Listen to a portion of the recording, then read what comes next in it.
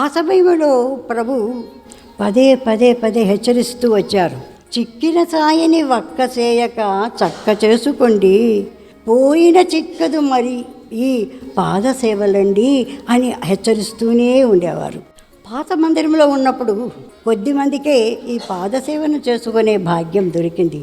అయితే ప్రశాంతి నిలయానికి వచ్చాక దేశాల నుండి మిడుతుల దండువలే భక్తులు వచ్చేస్తుంటే, నిజంగా ప్రభు వారందరికీ పాదసేవనాన్ని ఇస్తుంటే నిజంగా ఎంత ఆనందించేవారమో చెప్పడానికి సాధ్యం కాదు.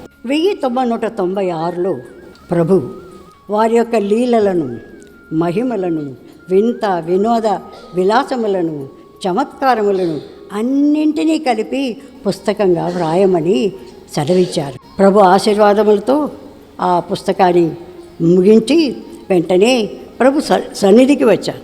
సన్నిధికి వచ్చి లైన్లో కూర్చొని ఉండగా స్వామి దగ్గరకు వస్తే, స్వామి ఈ పుస్తకానికి పేరు పెట్టండి అని ప్రార్థించాను. ప్రభు పుస్తకాన్ని చేతిలోకి తీసుకున్నారు.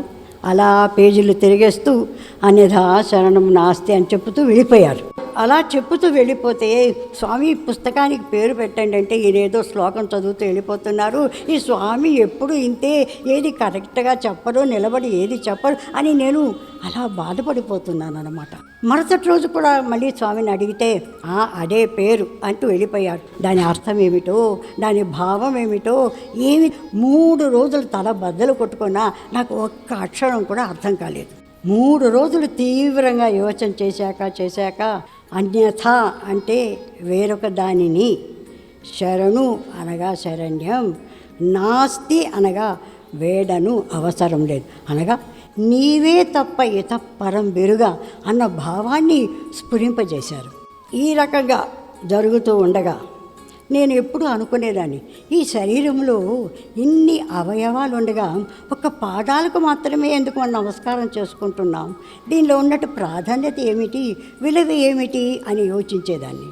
ఓహో, మన ఇంత పెద్ద శరీరాన్ని పాదాలే కదా మోస్తూ ఉంది, నడిపిస్తూ ఉంది కదా, అందుకే ఇంత ప్రాధాన్యం ఇచ్చారేమో అనుకునేదాన్ని. కానీ మరి అది అంత మంచిగా అనిపించలేదు. ఇంకా ఏదో లోతైన భావం ఉంటుందని స్వామిని ప్రార్థించేదాన్ని. మనం స్వామికి నమస్కారం చేసుకుంటుంటాం. ఎట్లా చేసుకుంటాం? మనం శరీరాన్ని బాగా వంచి, మనం వంగి ప్రభు పాదాల మీద మన శిరస్సును ప్రేమతో, భయంతో, నయంతో, వినయ విధేయతలతో మనం నమస్కరిస్తుంటాం. ఆ ప్రభు పుణ్యపాదాల మీద మన శిరస్సును మోకరించగానే మనలను మనం మర్చిపోతున్నాం. ఈ మనస్సు, చిత్తము 3 కూడా శూన్యమైపోతుంది. ఏదో మనకు తెలియనటువంటి పరవశం, ఆనందం హృదయంలో పరవళ్ళు త్రొక్కుతూ ఉంటుంది. అది ఆ యొక్క ఆనందాన్ని అలా అనుభవించగానే, ఓహో ఇది శరణాగతి, మనం ప్రభువుకు మనల్ని మనం అర్పించుకుంటున్నాం, వారి పాదాల చెంత మనం శరణు పొందుతున్నాం. ఇది శరణాగతి తత్వం, ఇది శరణాగతి భావం అన్న భావం మనసులో వచ్చిందన్నమాట. ఎప్పుడైతే ఈ భావం నాకు మనసులోకి వచ్చిందో, ఆ యొక్క అన్యథా శరణం నాస్తి పుస్తకాన్ని చూస్తున్నాను నేను. ఇంకా వెంటనే కళ్ళలో ఆనంద బాష్ప జలధారలు అలా కారిపోయాయి అన్నమాట. ఎందుకంటారా? పైన అన్యథా శరణం నాస్తి అన్న పేరుంది. అట్ట మీద ప్రభు పాదరాజీవములు, చరణార విందములు అందంగా ముద్దుగా అలంకరించుకొని ప్రభు కూర్చొని ఉన్నారు. ఈ రెండింటిని చూడంగానే ప్రభు పాదసేవనం శరణాగతి తత్వం, ప్రభు పాదసేవనంలో ఉన్నటువంటిది అన్యథా శరణం నాస్తి అనే యొక్క సారం అని తెలియంగానే నిజంగా ఎంతో చలించిపోయాను.